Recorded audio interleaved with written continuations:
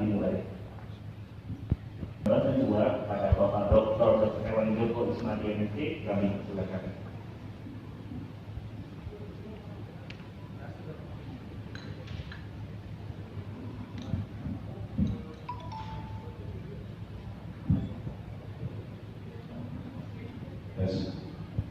Bismillahirrahmanirrahim. Assalamualaikum warahmatullahi wabarakatuh. Waalaikumsalam warahmatullahi wabarakatuh. Puja puji dan syukur marilah selalu kita panjatkan kepada Allah SWT atas kenikmatan dan karunia-Nya hingga pada kesempatan bagian yang saya hormati. Bismillahirrahmanirrahim. Assalamualaikum warahmatullahi wabarakatuh. Selamat pagi dan salam sejahtera bagi kita semua. Yang kami hormati Ketua PDAI Cabang Klaten 2 beserta jajaran pengurus dan tentu saja teman-teman sekalian, kolega sekalian sebagai anggota.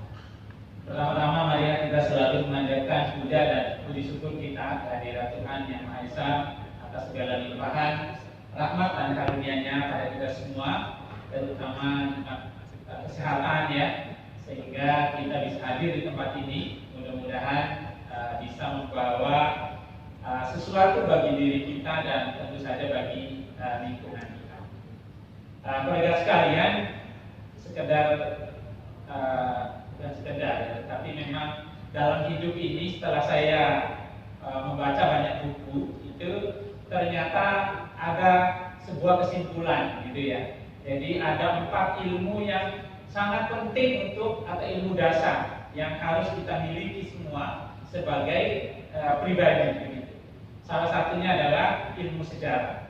Makanya kita dari SD, SMP, SMA selalu diajarkan sejarah, walaupun sejarahnya kan selalu sejarah keindonesiaan saja gitu ya. Tapi sejarahnya harusnya umum begitu. Termasuk juga sejarah Banten 2 gitu ya. Kenapa saya ini cerita? Karena sekarang saya juga anggota Banten 2 walaupun kartunya belum nyampe. Makanya tadi dari kemarin diminta Pak Ketua, tidak berani juga nggak datang, kartunya nggak nyampe-nyampe. Jadi saya dengan Dr. Joko, Dr. Nyoman ini hanya 3 ini kayaknya yang saya kenal di ruangan ini. Padahal kami ini anggota awal dari dulu masih Jabar 5 ya. Enggak, belum sebelum Banten. Jadi saya dulu praktek di sini teman-teman sekalian di area Alam Sutra. Makanya hadir di Alam Sutra ini penuh semangat dan sejarah sebetulnya. Jadi saya praktek itu pas pintu mau masuk ke depo bangunan itu. Sekarang sudah tidak ada lagi itu ruko yang dulu kita sewa itu sudah tidak ada lagi. Jadi sudah tidak ada, kita ngungsi. Tapi setelah saya ngungsi sebetulnya masih ada ya sebelum saya ngungsi. Jadi kami dulu bergerak di sini dengan teman-teman di Banten, bangun sebelum Banten ya Jabar 5 kalau tidak salah waktu itu, karena jiwa baru lulus, semangat emosinya masih tinggi, sehingga banyak juga gejolak yang terjadi di kepengurusan PDAI waktu itu, karena rasanya menempel, kita jiwanya masih muda semua, ternyata sudah 22 tahun, waktu itu tahun 2000 kami di sini, sekarang sudah 2022. Artinya sudah 22 tahun itu Pak Nyoman ya. Yeah. Tadi saya sampaikan ke beliau, kasih berikutnya dia tahu, oh dulu pernah kejadian seperti ini. Siapa key person yang harus dicari untuk bisa memberikan solusi terhadap masalah yang ada. Nah, saya kira ini yang penting gitu ya, supaya tadi ada keberlanjutan dari sebuah perjalanan sejarah tadi. Kemudian yang berikutnya adalah terkait dengan ilmu geografi. Jadi semua kita ini kan selalu kalau mau praktek kan selalu buat ya kira-kira petanya seperti apa. Dulu saya kalau mau praktek mudah aja rumusnya. Kalau ada perumahan bagus pasti customer banyak. Jadi tidak perlu pakai survei. Dulu awal-awal kami survei itu ngirim ke Satpam itu. Di sini ada berapa anjing yang orang punya dan lain-lain. Ada pada diri saya dan tidak semua adalah bagaimana kita memahami ilmu geografi ini dengan baik. Kalau dulu kan kita ya 27 provinsi di sana di sini petanya gitu, Pulau Kalimantan, Sumatera, Jawa, Indonesia Timur dan seterusnya. Tetapi bagaimana sesungguhnya ilmu geografi ini diturunkan menjadi tadi ilmu misalnya teman-teman yang berbisnis, yang praktisi, bagaimana memetakan customernya, termasuk memetakan penyakit-penyakit yang ada secara epidemiologi di wilayah itu. Kan penyakit itu kan kalau lagi booming dia pasti yang lain-lainnya, kalau virus kan pasti ikut ya, itu kan virus kan biasanya area, jadi kalau dia satu kena, nah harus ada waspada di daerah sekitarnya. Waktu saya dulu praktek, ilmu begitu jarang, ya yang datang aja kita by order gitu. Jadi ini pemberian izin itu juga terhadap teman-teman kolega sekalian yang membutuhkan izin itu sendiri. Saya kira ini yang harus kita sama-sama begitu, dan aturan yang ada di pemerintah itu harus memberikan kepastian. Jadi bukan nanti ada kekosongan, nggak boleh. Hukum itu tidak ada ruang kosong. Hukum itu harus ada. Kalau ada yang kosong, itu salah pasti. Karena hukum itu harus menata semua. Nah itulah kemudian teman-teman sekalian, untuk membuat forecast tadi supaya profesi para dokter hewan ini menjadi lebih baik, lebih nyaman, lebih terprotektif begitu dalam menjalankan aktivitas profesinya, lahirlah undang-undang itu. Ada yang OSS, ada juga Permentan. Ilmu komunikasi itu penting. Jadi sekarang kita masuk ke poin utama ya, yang disampaikan Pak Ketua nih. Jadi kalau Pak Ketua yang minta, kita tidak bisa nolak gitu ya.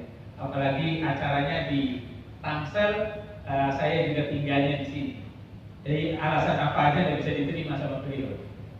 Nah oleh karenanya teman-teman sekalian, kemarin saya mendapatkan keluhan terkait teman-teman antara MIB, SIP, antara OSS, Permentan 13, begitu ya. Nah sebagai regulasinya teman-teman sekalian, karena OSS itu lahirnya dari PP, artinya dia jauh lebih tinggi daripada aturan yang Permentan dan lain-lain. Nah, namun di dalam mengeluarkan PP itu juga OSS ini melibatkan teman-teman dari kami khususnya di Direktorat Jenderal Peternakan dan Kesehatan Hewan. Juga di dinas itu bisa memberikan masukan atau hal-hal jalan keluar. Pada prinsipnya teman-teman harus terus berjalan, tidak boleh berhenti, gitu. Karena profesi ini seperti lagu kita yang tadi adalah profesi mulia yang harus juga menjadi kebanggaan bagi kita dimanapun kita berada. Kalau dokter hewan itu luar biasa. Beliau ini sebenarnya adik kelas saya. Mengatakan keluhan kemana, tapi saya batasi untuk yang perizinan dulu. Nanti setelah perizinan selesai, kalau ada waktu lagi, karena beliau jam 10 harus ke SPC karena ada rapat teknis. Oke, 3 orang pertanyaan dulu. Ya, 1, kemudian 1 dulu, silakan sebutkan nama, kemudian kita berikan aplaus yang mulia. Terima kasih Pak Dr. Mahmud.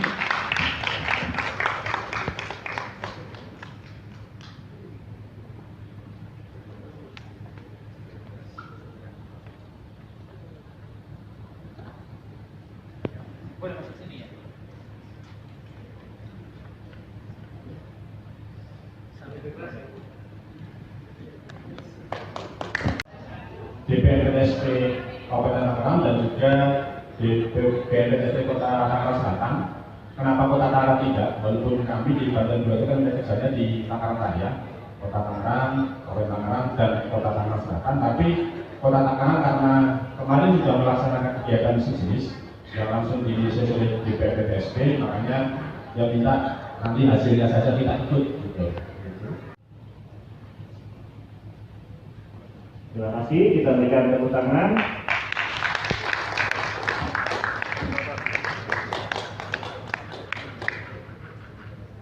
Kemudian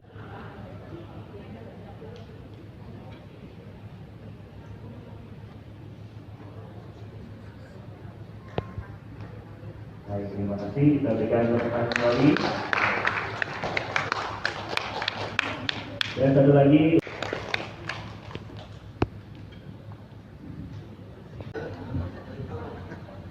Oke, nah mungkin sudah aman semua ya. Oke, PPDHI Banten 2, Dr. Dewan Joko Ismadi MSc.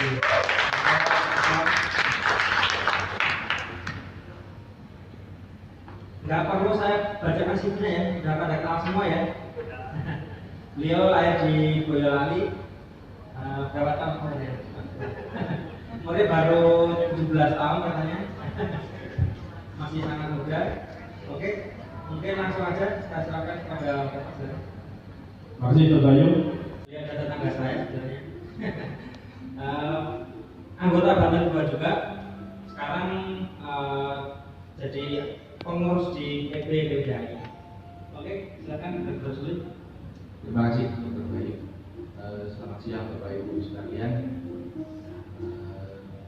Sebenarnya saya awal mulanya tidak diminta oleh Pak Joko dan Pak Bayu, tiba-tiba di sini tolong dipresentasikan. Ya, seperti tadi yang sudah dikatakan oleh Dr. Joko, ada beberapa hal yang kita bicarakan dan juga ada beberapa rekomendasi. Sebenarnya apa yang menjadi rekomendasi dari Kongres kemarin itu juga menjadi program kerja nasional dan tidak hanya bagi PPDHI tapi juga bagi seluruh cabang di Indonesia, karena yang membahas kemarin itu seluruh cabang yang ada di Indonesia hadir, sehingga itu menjadi agenda bersama kita. Jadi nanti apa yang apa yang sudah direkomendasikan itu juga menjadi bagian dari program kita.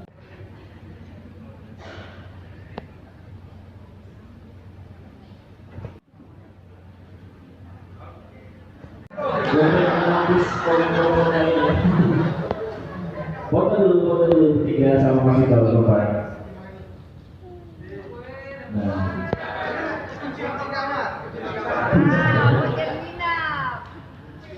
Ya. Rumah sakit hewan dan oke. Oke, sebagai informasi tambahan ya, kami berikan tadi belum sempat kita